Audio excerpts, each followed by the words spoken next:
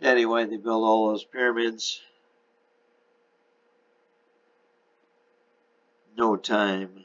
Chapter 99. Hi, Krishan. Where's your new manse? Debrick asked. I'm in 21. Where are you? No, how are you? Krishan said. Never better. You won't believe this place. 30 rooms. The grounds and gardens are. I can't even describe it. Kitchen's huge with a diamond center island and a walk-in fridge. No closets. You don't need clothes anymore. No bathroom either.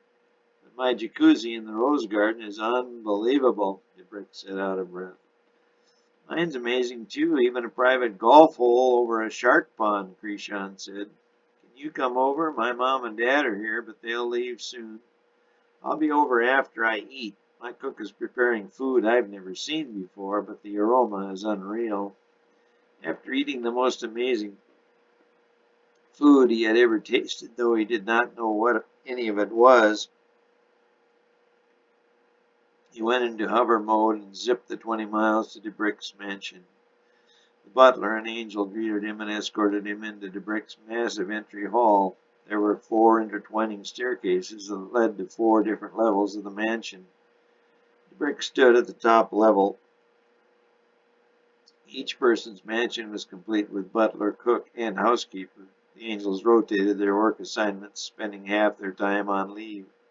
The grounds could be manicured and landscaped at the discretion of the person. Each human was truly in their own paradise. Hi, Krishan, DeBrick called to Krishan. Hi, DeBrick, what a place, he said. You like, she said. I like, he said as she bounced down the stairs. She hugged him, kissed him, and then held him back, looking at the new Krishan. They both expected to feel a sensual urge, but there wasn't any. Jiran, could you please set up tea for us on the veranda? Yes, madam, the butler said and exited for the kitchen. DeBrick took Krishan's hand and led him through the living room with its vaulted ceiling done in a modified French provincial style and out into the veranda. They walked onto the crystal-paved veranda and sat at a pearl table, cut in half so as to have a flat surface. Presently the tea was there. Green for you, madam, and Earl Grey for you, sir, Jiran said. Anything else? He said as he poured the tea. No, thank you, DeBrick said. So what do you think of all this? She said, extending her arms toward the view before them. They could see for many miles over estate after estate. Amazing, really amazing. You know, when I signed on to work for Prophecy Inc., I thought I had an idea of what history would bring. But I was so wrong. Our human view is so limited, so limited, Krishan said. Yours was far better than mine. Many times I had such a difficult time believing any of our research was really real. As the events of the end time unfolded, the accuracy of our research was. DeBrick left the last word hanging. She had no word to express what she meant. It was right there, but lacked any imagination, Krishan said. Right.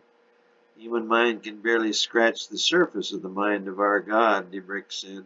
Then she continued, I can hardly wait to meet him. Well, Jesus.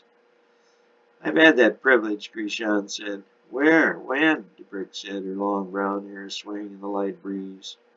He was preaching on the West African plain. Afterwards, I went up to the stage. I didn't expect to speak to him, but he sought me out, shook my hand, and said, Good work, Krishan. Then he was gone. DeBrick put her hand on Krishan's arm. Was that the moment? She asked. Krishan nodded, emotion overcoming them both. But neither could cry. They stared out at the beauty of the new earth together.